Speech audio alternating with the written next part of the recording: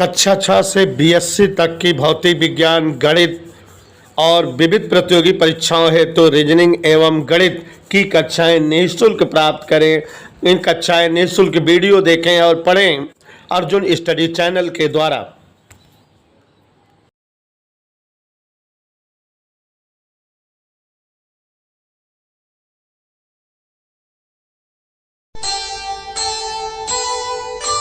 कर्म करे किस्मत बने, जीवन का यह मर्म, प्राणी तेरे हाथ में, तेरा अपना कर्म, तेरा अपना।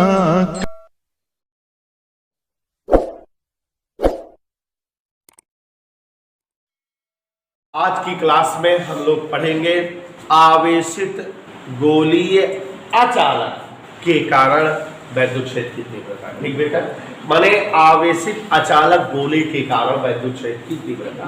जैसा कि आप जानते हो, अचालक गोला कह रहे हैं, इसका मतलब कैसा गोला कह रहे हैं? ठोस गोला। तो यहां देखिए जरा, हेडिंग है श्रीमान गाउस प्रमेय के द्वारा आवेशित अचालक गोले के कारण उत्पन्न वैद्युत क्षेत्र की तीव्रता। कोई दिक्कत? कल कौन सा गोला लिए थे? खोखला गोला या चालक गोला? आज कैसा गोला ले रहे हैं? अचालक गोला या ठोस गोला? तो पहले कल्पना करें कल की तरह, माना आर त्रिज्या ओ केंद्र का कोई एक ठोस गोला है। याद देखो, विश्वास करो हमारा, ओ केंद्र आर त्रिज्या का एक क्या है? ऐसे नहीं बोलते, अचालक गोला। कैसा गोला है बेटा? इसे प्लस क्यू आवेश दिए, तो आवेश इसके कहां भर गया? पूरे आयतन में। तुम लोग यकीन नहीं करते मेरी बात का, इसलिए मैं लिख देता हूं। यहां लिख दिया, माना आर त्रिज्यों का एक अचालक या ठोस गोलू है,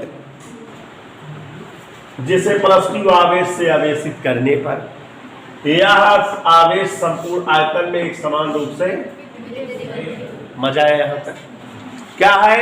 आर त्रिज्या का एक ठोस गोला या अचालक गोला। कितना आवेश दिया गया? आवेश कहां फाइलिंग? ऐसे तो कल भी किए थे ना, सेम चल रहे हैं क्या?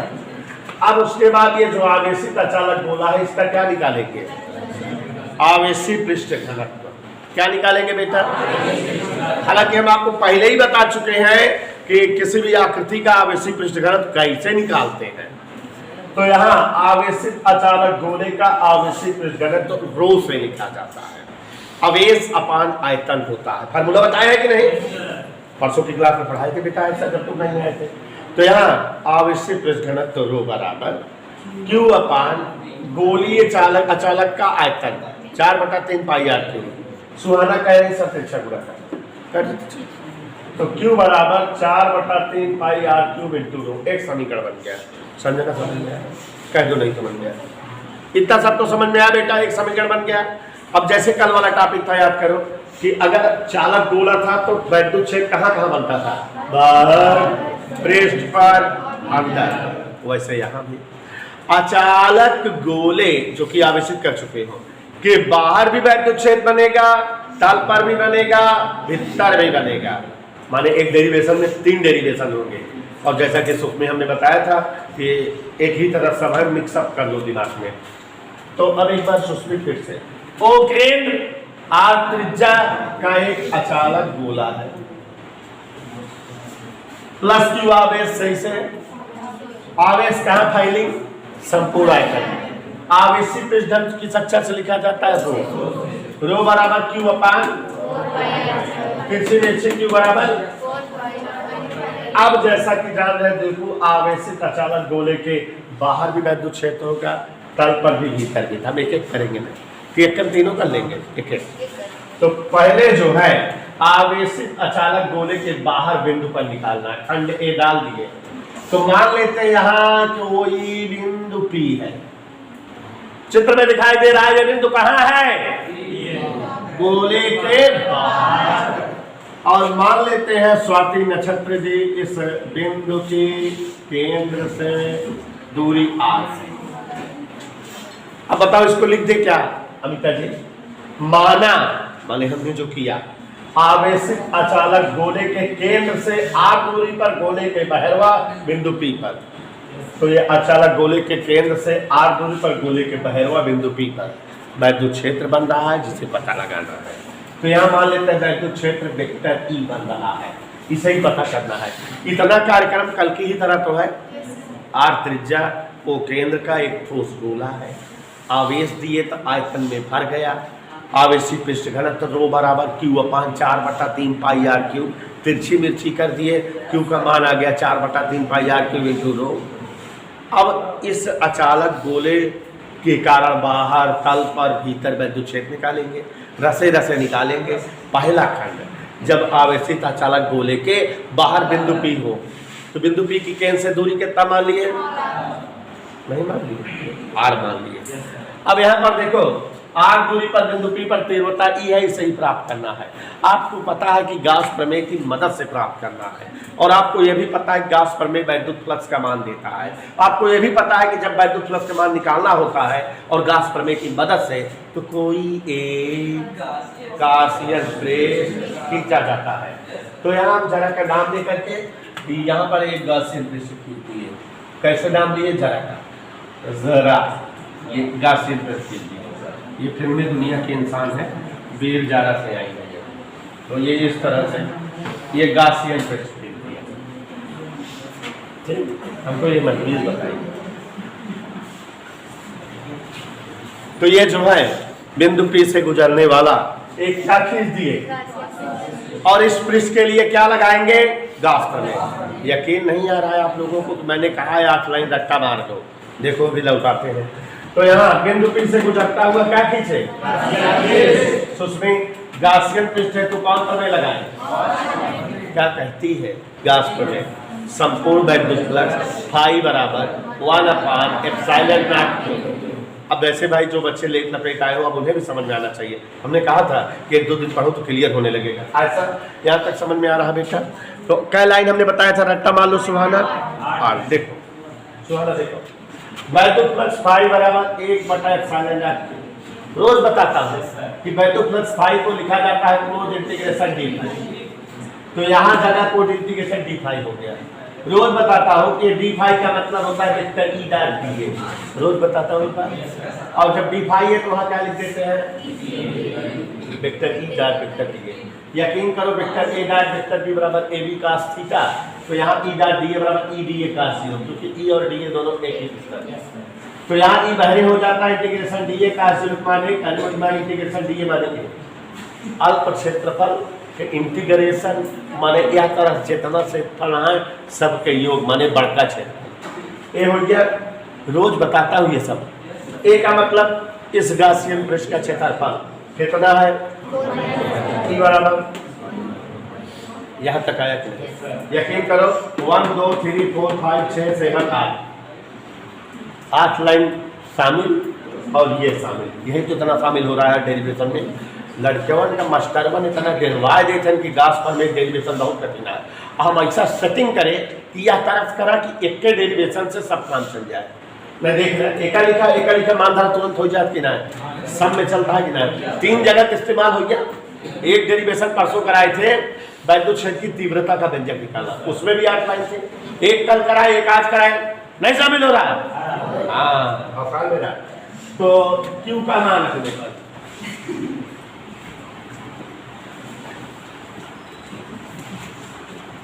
किसका मान धरें? E बराबर 1/4 पाई एप्सिलॉन नॉट, क्यू की जगह 4/3 पाई आर क्यूब। मजा है? मजा है कि नहीं? और आर स्क्वायर नीचे लिखा है। Is that okay? Cutting waiting sitting getting meeting. E बराबर 4 पाई से 4 पाई सरके चला गया, ρ/3 epsilon not r cube upon r square. ये डेरिवेशन हो गया। कहीं कोई दिक्कत नहीं? यदि किसी को असुविधा हुई हो तो हमें बता दो। तो ये समझ में आ गया कि किसी आवेशित अचालक गोले के कारण अचालक गोले के बाहर स्थित बिंदु पर वैद्युत क्षेत्र की तीव्रता ρ/3ε0 r³ कैपिटल वाला बटे r² स्मॉल वाला यही होता है। और मेरी तरफ से रोली डोली सब सूत्र याद कर डालो, डेरिवेशन याद रहे। देखो हमारे पूरे दिमाग में, दिल में, शरीर में रोए रोए में भरी हुई है फिजिक्स, तो ऐसे देखो आप लोग को भी एकदम याद रहना चाहिए। प्यारे बच्चों, यदि अचालक गोले जो कि आवेशित हो के कारण अचालक गोले के तल पर स्थित बिंदु पर वैद्युत क्षेत्र की तीव्रता ज्ञात करनी हो, तो यहाँ देखो तल पर कोई एक बिंदु P मान लिए, खंड भी बताने जा रहे हैं। आवेशित अचालक गोले के कहां पर तीव्रता? पृष्ठ पर। ये खंड भी है। आवेशित अचालक गोले के पृष्ठ पर वैद्युत क्षेत्र की तीव्रता। चित्र दिखाई दे रहा है आप सबको? कहीं कोई असुविधा नहीं है, समस्या नहीं है, हैरानी एंड हैरानी नहीं। ध्यान दो, आवेशित जैसे कल कराए थे एकदम से वैसे चल रहा है। अचालक गोले के बाहर बिंदु P पर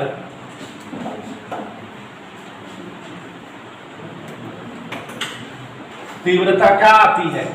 E बराबर ρ/3ε0 r³/r²। यही आती है कि नहीं?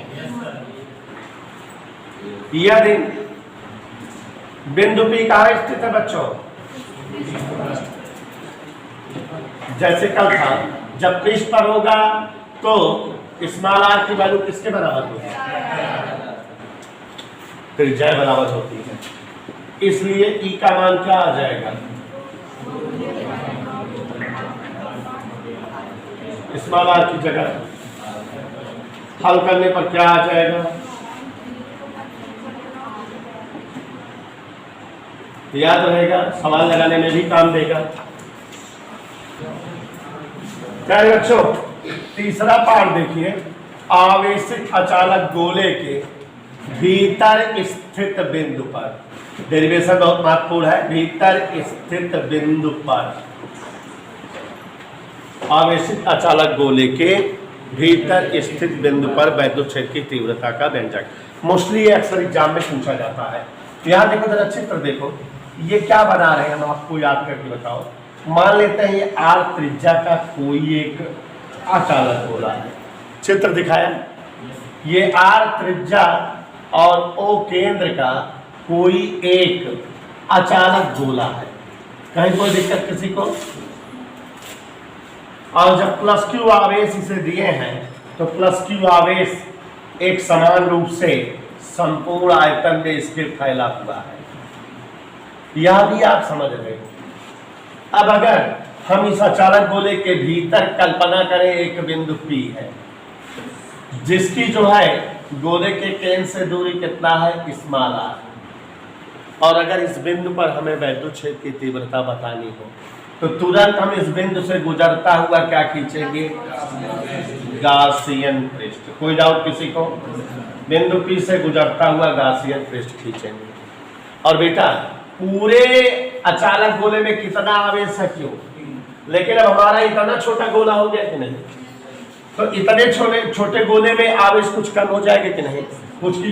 कुछ आवेश इधर हो जा रहे हैं बाहर कि नहीं? माने इतने दूर में आवेश मान लेते हैं Q डैश हो गया, कम आवेश होगा कि नहीं? इस जगह में अब भाई जैसे पूरे अचालक गोले में 20 कूलाम के आवेश रहन पूरे के, तो इतनी दूरिया में 16-17 कूलाम हो कि ना? कुछ इधर इधर खर्च हो गया कि ना? तो मान लेते हैं ये जो P से गुजरता हुआ, जो P से गुजरता हुआ, P से गुजरते हुए गासियन पृष्ठ के लिए आवेश कितना मान लें? Q dash.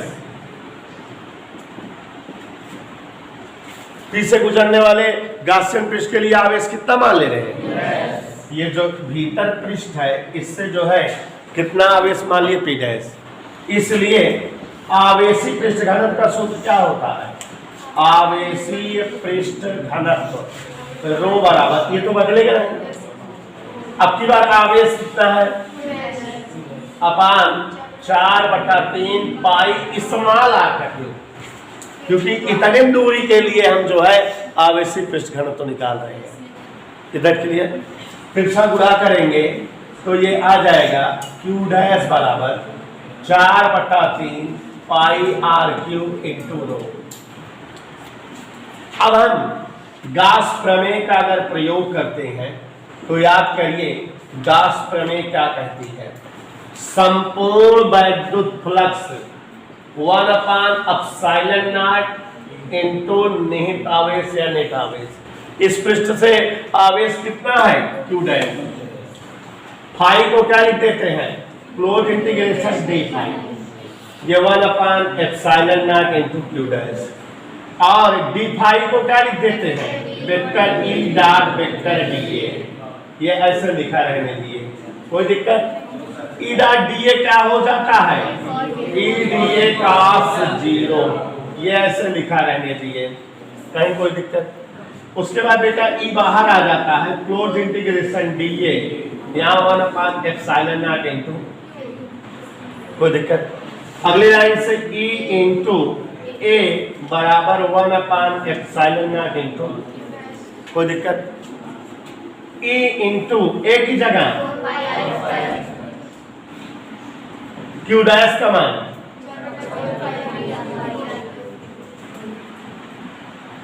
4 पाई से E बराबर रो अपान 3/ε0 इंटू r क्यूब से r स्क्वायर कटेगा। तो ये गोलीय चालक के भीतर स्थित किसी बिंदु पर वैद्युत क्षेत्र की तीव्रता का व्यंजक आ गया नहीं। और आप देखो अभी जब अचालक गोले के पृष्ठ पर निकाले थे तो यहाँ कैपिटल आ रहा है, और जब अचालक गोले के भीतर निकाल रहे हैं तो स्मॉल, और ये डेरिवेशन हो गया।